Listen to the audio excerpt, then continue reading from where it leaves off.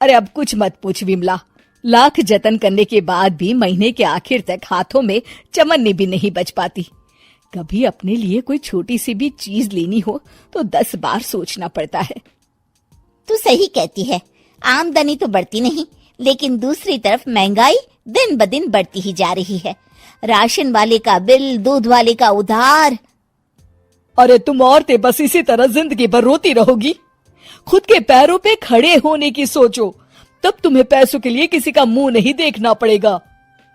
अरे तू इतनी बड़ी बड़ी बातें कर रही है, तू ही बता दे हम क्या करें।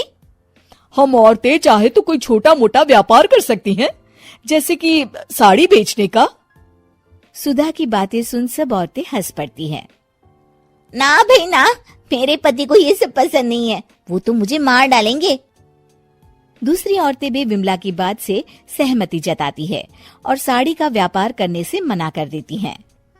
अगले दिन सुधा अपनी सास से ये बात कहती है। बस अब यही काम रह गया था, सारा दिन यही सब सोचती रहती हो। अरे बढ़िया आई साड़ी बेचने वाली। तभी वहाँ सुधा का पति विवेक आता है। अपनी माँ की बात काटते हुए कहता है, अरे माँ, सुधा ठीक ही तो कह रही है। अगर ये साड़ियों का व्यापार करना चाहती है तो इसमें क्या गलत है। मुझे तो सुधा की बात पसंद आई। अरे मजाक है क्या व्यापार करना? अच्छे अच्छों की खटिया खड़ी हो जाती है। मैंने दुनिया देखी है। बेटा तुम लोग ज्यादा हवा में मत उड़ो, और फिर साड़ियाँ खरीदने के लिए पैसे कहाँ से लाएगा? तुम उसकी चिंता मत करो माँ, मैं देख लूंगा।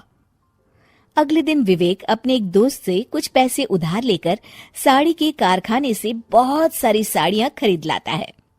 ये लो सुधा, तुम्हारा ऑनलाइन अकाउंट बन गया है। अब लोग घर बैठे तुमसे साड़ियाँ खरीद सकते हैं।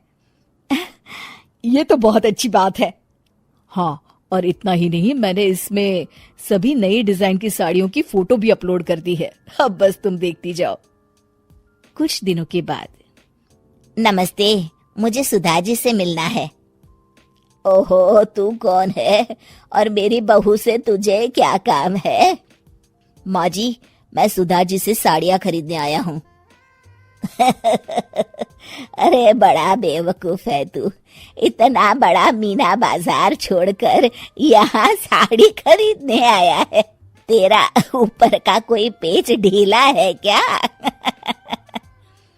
अरे माँ जी, आप नहीं जानती, आजकल ऑनलाइन का जमाना है, समय और पैसे दोनों की बचत होती है।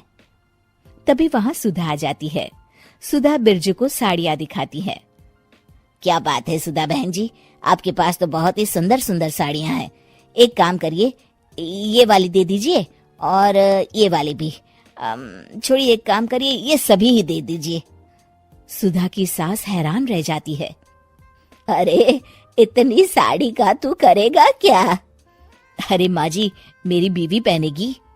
अरे कितनी बीवियां है तेरी?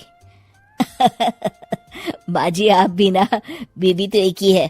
पहले तो मैं 2-4 साड़ियाँ लेने आया था, लेकिन अब पूरी 20 साड़ियाँ ले जा रहा हूँ। ये लीजिए सुधा बहन जी, आपके पैसे, चलता हूँ।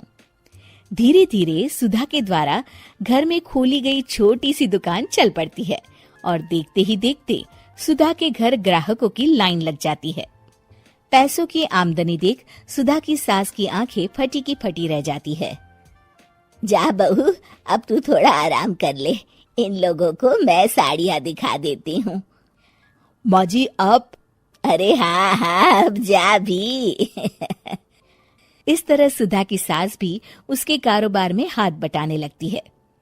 देखो सुधा, तुम्हारा व्यापार तो चल पड़ा। पिछले कुछ महीनों में इतनी कमाई हुई है कि तुम्हें यकीन नहीं होगा। सच? हाँ, और तुम्हें पता है माँ, दोस्त से लिया हुआ उधार भी चुकता करके अच्छे खासे पैसों की बचत भी हो गई है। सुधा की सास अपनी बहू और बेटी की कामयाबी पर बड़ा खुश होती है। बहू की तरक्की देख के मैं बहुत खुश हूँ बेटा। तूने साबित कर दिया कि अगर पति का सपोर्ट मिले तो पत्नी कुछ भी कर सकती है।